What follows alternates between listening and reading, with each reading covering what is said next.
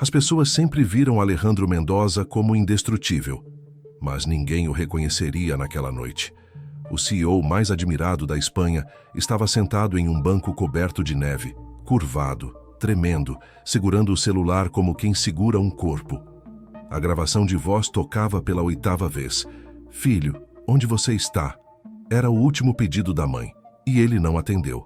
Agora, enquanto Madrid brilhava sob milhões de luzes, Alejandro desmoronava sozinho, sem saber como juntar os pedaços de um mundo que ele próprio deixou escorregar pelas mãos. A neve acumulava nos ombros dele como um peso que o lembrava, a cada segundo, do que havia perdido. Não era só a mãe, era o tempo. Eram todos os domingos que ele prometeu na próxima semana. Eram todas as ligações às quais respondeu com pressa, ou não respondeu. Era a vida que ele construiu tão alto, tão rápido, que acabou ficando inalcançável para quem mais importava. Alejandro apertou o telefone com tanta força que os dedos embranqueceram. O visor ainda mostrava o nome dela, congelado ali como uma ferida aberta. Ele tentou respirar fundo, mas o ar parecia atravessar o peito como vidro quebrado. As luzes natalinas refletiam no Lago do Retiro, transformando a água em um mosaico dourado. Um contraste cruel com o vazio enorme dentro dele. Aos olhos do mundo, Alejandro tinha tudo. Dinheiro, poder, uma empresa avaliada em centenas de milhões. Mas ali, naquela noite em que todos celebravam, ele era apenas um homem quebrado, tentando entender como se chega tão cedo ao topo e tão tarde ao último adeus. A cidade ao redor continuava viva. Risadas, passos apressados, música, cheiro de castanhas assadas. Mas nada alcançava Alejandro. Era como se um muro translúcido o separasse do resto do mundo. Um muro feito de culpa, silêncio e atrasos imperdoáveis. Foi quando percebeu algo. Um movimento suave, pequeno, quase imperceptível à sua esquerda. Alguém estava parado ali, observando-o com a quietude cuidadosa de quem encontra um animal ferido. Não era um adulto, não era um curioso. Era pequeno demais para entender a dimensão da dor. E justamente por isso, grande o suficiente para atravessá-la. Alejandro ergueu os olhos devagar e viu a silhueta de uma criança imóvel na neve. A criança não se movia. Apenas o observava com aquela atenção silenciosa que nenhuma pressa adulta é capaz de reproduzir. O pequeno usava um casaco vermelho que contrastava com o branco da neve, e o gorro caía um pouco sobre as sobrancelhas, como se tivesse sido colocado às pressas. As mãos estavam enfiadas nos bolsos, mas os olhos estavam completamente descobertos. Olhos de quem vê mais do que deveria. Olhos que não desviam quando encontram dor. Alejandro respirou fundo, tentando recompor o rosto, como se devesse explicações a um desconhecido de 5 anos. Limpou as lágrimas com o dorso da mão, mas o gesto saiu desajeitado, quase infantil. Ele não estava acostumado a ser visto assim. Não por ninguém, muito menos por uma criança. O menino deu um passo à frente, tão leve que não deixou marca imediata na neve. O ar branco subiu quando ele falou, num sussurro que parecia grande demais no meio do silêncio interno de Alejandro. "Você está machucado?" A pergunta simples atingiu Alejandro com força. Não era o que aconteceu. Não era "você está bem?" Era uma constatação inocente, direta, impossível de evitar. Ele tentou responder, mas a voz não saiu. O menino esperou, sem pressão, sem medo. Apenas esperou, como se estivesse oferecendo tempo, como se estivesse oferecendo presença. Como se soubesse que, às vezes, a primeira coisa que salva alguém é simplesmente não ir embora. Alejandro engoliu seco. O frio mordia o rosto, mas algo quente começava a se abrir no peito. Um tipo estranho de calor que não vinha de dentro, mas do fato de não estar completamente invisível. O menino chegou mais perto, devagar, com cuidado, como quem se aproxima de um adulto que parece prestes a quebrar. "Posso sentar aqui?" ele perguntou, apontando o espaço ao lado de Alejandro. O homem assentiu sem perceber que estava assentindo, e o menino se sentou. As pernas curtinhas balançaram no ar sem tocar o chão. O casaco vermelho farfalhou quando ele mexeu os braços para se acomodar. Por um momento, não disseram nada. Apenas ficaram ali. Um homem destruído e um menino pequeno demais para entender o mundo, mas grande o suficiente para não ter medo dele. A respiração de Alejandro começou a desacelerar. A dor continuava enorme, sufocante, mas já não era uma parede. Era um peso compartilhado com o silêncio ao lado. O menino olhou para o celular nas mãos de Alejandro e franziu o senho, como se tentasse identificar o que havia ali que fazia um adulto chorar daquele jeito. Então, virou o rosto para ele novamente. A minha mãe diz que, quando a gente perde alguém, o coração fica meio torto, mas dá para consertar. Ela fala que às vezes demora, mas dá. Alejandro fechou os olhos por um instante. Não porque quisesse interromper o momento, mas porque não sabia como sustentá-lo.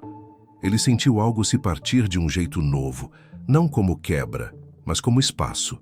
Um espaço para respirar.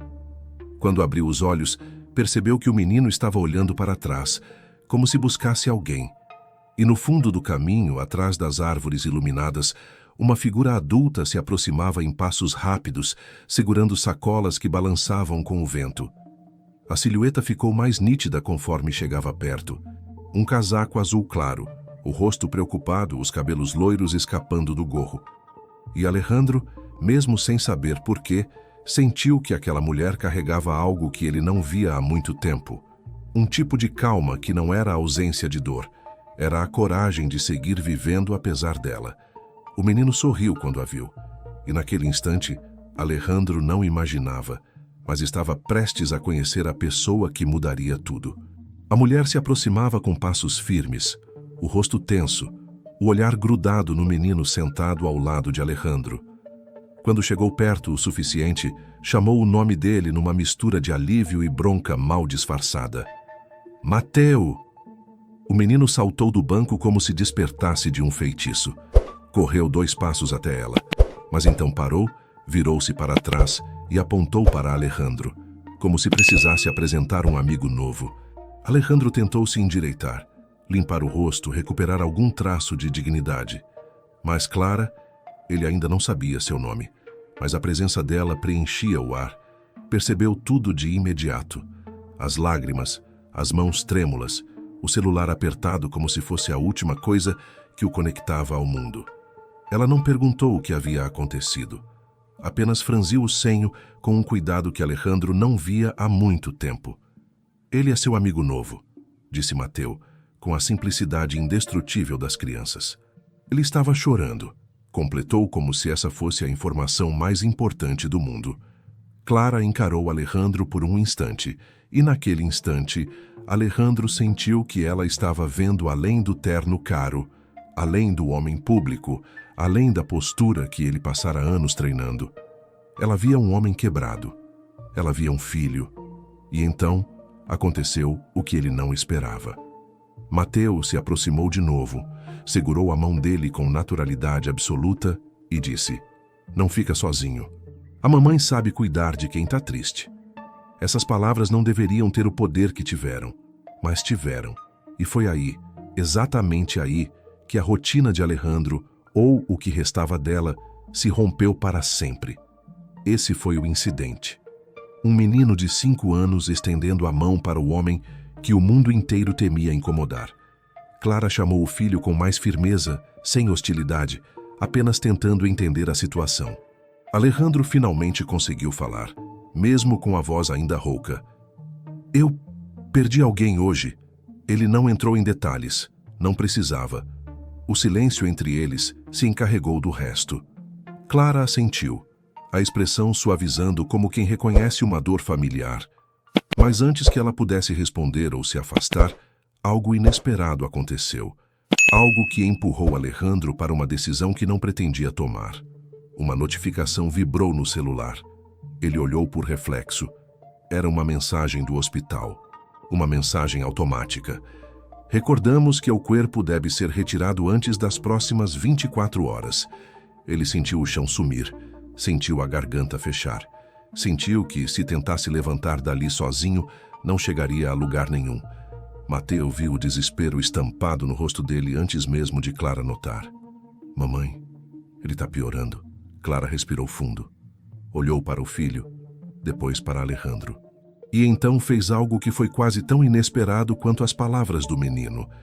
"O senhor não devia ficar sozinho hoje", disse ela com a voz baixa, firme. Pelo menos, não assim. Alejandro não estava preparado para ouvir isso. Ninguém jamais lhe oferecera nada que não tivesse um preço. Mas ali, no frio de Madrid, alguém lhe oferecia presença. E esse era o tipo de oferta que muda destinos. Foi nesse momento que Clara deu um passo para trás, insegura, talvez arrependida do que tinha acabado de sugerir. O vento soprou forte, carregando o cheiro de neve e castanhas. Alejandro sabia que, se não dissesse algo agora, perderia o único gesto humano que recebera desde a morte da mãe. A voz saiu trêmula. "Por favor, não vão ainda." Clara congelou no lugar. Mateu sorriu de leve, como se entendesse que aquela frase, simples como parecia, era a primeira decisão sincera que Alejandro tomava em anos. E pela primeira vez naquela noite, o homem poderoso deixou de agir como CEO. Agia como alguém tentando não desabar de vez. Se essa história já te alcançou até aqui, se inscreve no canal. Ainda tem muito por vir. E o que acontece depois dessa noite muda tudo. Clara hesitou diante do pedido de Alejandro. Havia na expressão dela uma mistura de compaixão, cautela e algo que ele não conseguiu decifrar. Talvez medo. Talvez reconhecimento. Pessoas que já perderam demais costumam enxergar a dor alheia com precisão assustadora. Mateu, porém, já havia decidido por ela. Pegou novamente a mão de Alejandro como se aquilo fosse a coisa mais natural do mundo e puxou de leve. "Mamãe sabe cuidar de pessoas tristes", repetiu, como se defendesse uma verdade absoluta. Clara suspirou, derrotada pela sinceridade do filho. O vento levantou alguns fios de cabelo de seus ombros quando ela disse: "Vamos só até a saída do parque. Está muito frio para ficar aqui." Alejandro levantou-se devagar, sentindo o corpo pesado, exausto, como se carregasse não apenas a perda da mãe, mas todos os anos de ausência acumulados. Enquanto caminhavam, ele percebeu algo curioso. Cada passo que dava ao lado deles parecia puxá-lo para fora de um buraco escuro, mas ao mesmo tempo o aproximava de um terreno desconhecido, um terreno onde ele não controlava nada. Isso o assustava mais do que gostaria de admitir. Atravessaram a alameda iluminada, os galhos das árvores desenhando sombras longas no chão coberto pela neve nova. Clara andava um pouco à frente, firme, mas não distante. Mateu pulava nas marcas dos próprios passos, tentando acertar exatamente onde a bota anterior havia pisado. Alejandro observava tudo com um silêncio grato e estranho. Por dentro, porém, havia uma tempestade. Por que estava indo com eles? Por que esse menino mexia tanto com ele? Por que a presença daquela mulher fazia o ar parecer menos irrespirável? Ele não sabia. E não entender algo sempre foi para ele uma forma de ameaça. Quando chegaram perto da saída, Clara parou repentinamente. Passou a mão na testa, num gesto rápido, quase imperceptível, mas que Alejandro notou porque, pela primeira vez naquela noite, viu algo falhar na postura dela. "Está tudo bem?" ele perguntou. Ela assentiu, mas os olhos diziam outra coisa. Mais cansaço do que dor. Mais história do que palavras. "Só. Não dormi muito nos últimos dias", respondeu. "A escola está no fim do semestre e..." Parou antes de terminar a frase, como se tivesse lembrado com quem falava. Um desconhecido. Um homem chorando no parque. Um CEO, percebido apenas agora pela elegância involuntária da roupa, pelo relógio caro meio escondido no pulso. Clara recuou um passo, como alguém que de repente percebeu que cruzou um limite. "Acho melhor seguirmos caminhos separados daqui", disse. "Mateu, despede do moço." O menino se virou para Alejandro com aquele olhar imenso que parecia enxergar buracos invisíveis nas pessoas. "Você vai ficar sozinho?" A pergunta caiu como uma pedra no peito de Alejandro. Ele abriu a boca, mas a resposta não saía. A verdade era simples. Sim, ele estaria sozinho. E o pensamento era tão insuportável que sua voz precisou lutar para atravessar a garganta. "Eu não sei", conseguiu dizer. Clara sentiu algo nessa resposta. Não piedade, mas reconhecimento. Ela já tinha ouvido esse não sei antes, de si mesma, nas noites em que a casa parecia grande demais sem Miguel, nas noites em que o silêncio fazia ecoar perguntas que ninguém respondia. Foi aí que aconteceu a segunda virada sutil da noite. Ela olhou para Mateu. O menino assentiu como se estivesse autorizando algo. Clara respirou fundo e disse: "A gente mora aqui perto. É só uma sopa quente. Não precisa ficar muito. Só não volte para casa desse jeito." Alejandro sentiu um nó na garganta mais forte do que qualquer notificação do hospital. Ele não esperava isso, não merecia isso, mas precisava disso, e aceitou.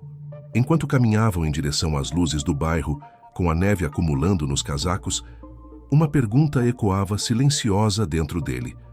O que exatamente estava começando ali? E o que isso iria custar? E você? Já viveu um momento assim, em que um simples gesto mudou o rumo de tudo? Conta aqui nos comentários. Quero muito ler o que você sentiu até aqui. O apartamento de Clara era simples, aquecido pelo cheiro de sopa e pelas luzes suaves que vinham da sala.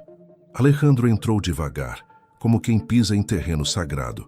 Era um lugar pequeno, mas vivo, com desenhos nas paredes, brinquedos guardados pela metade, fotos antigas de um homem sorridente ao lado de Clara, segurando um bebê nos braços. Esse homem só podia ser Miguel. Alejandro desviou os olhos com uma sensação estranha. Não era ciúme, era reconhecimento.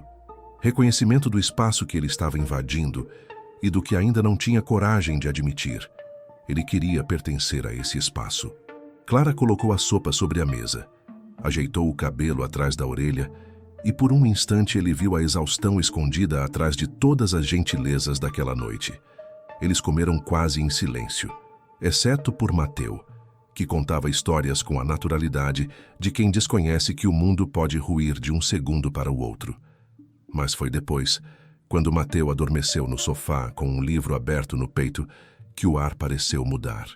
Clara cobriu o menino com uma manta e ficou ali parada, olhando para ele com um carinho tão profundo que Alejandro sentiu algo se mover dentro dele, como se um espelho fosse colocado diante de sua própria incapacidade de amar quando ainda havia tempo. "Ele é um bom menino", ela disse, sem tirar os olhos do filho.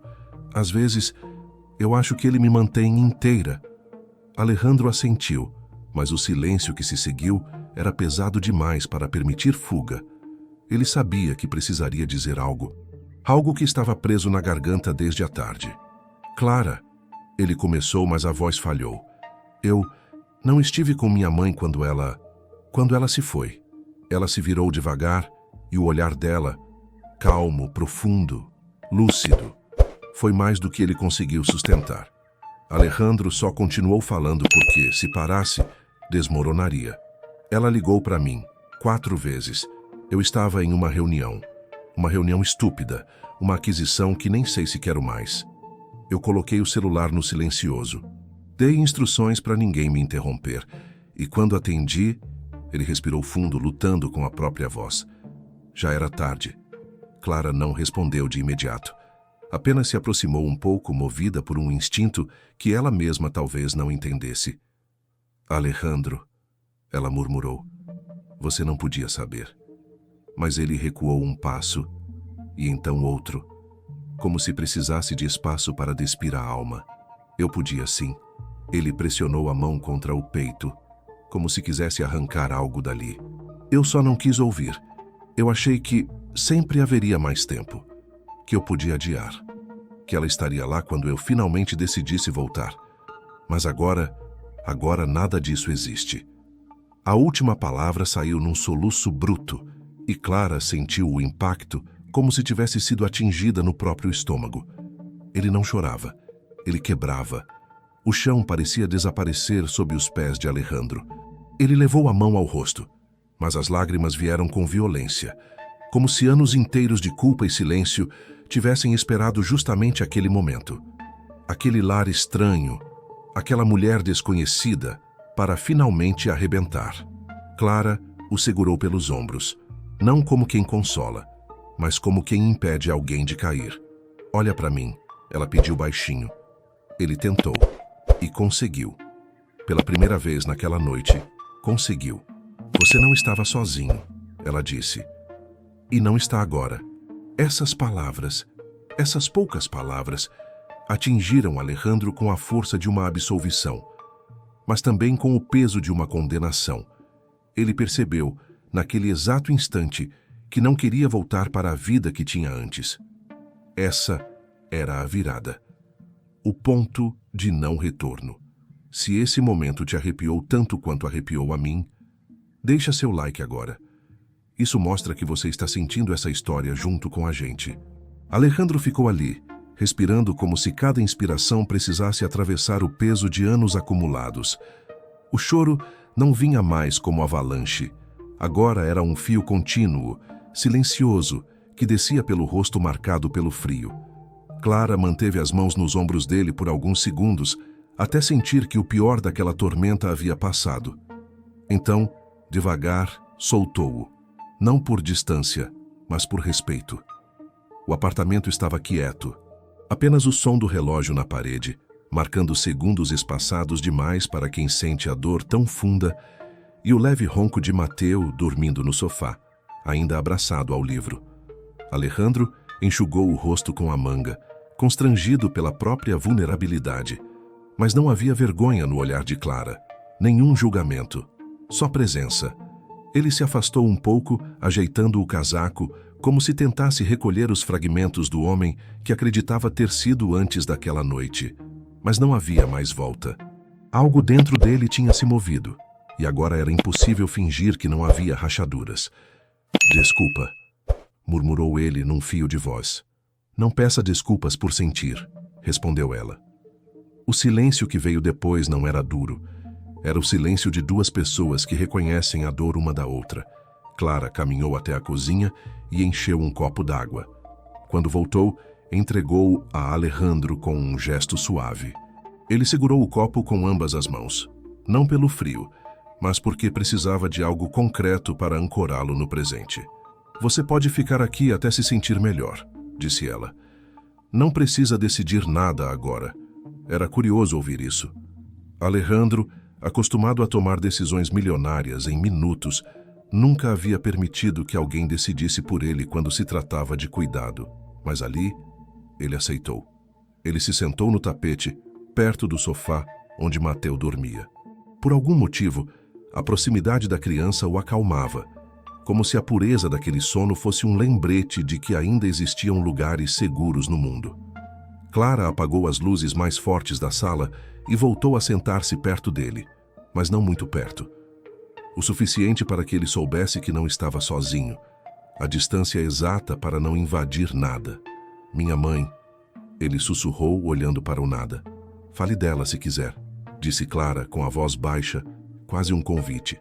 Alejandro pensou por um instante. As memórias o atravessavam com a nitidez de fotografias antigas. Ela não merecia ir assim, ele finalmente disse. Ela merecia que eu estivesse do lado dela.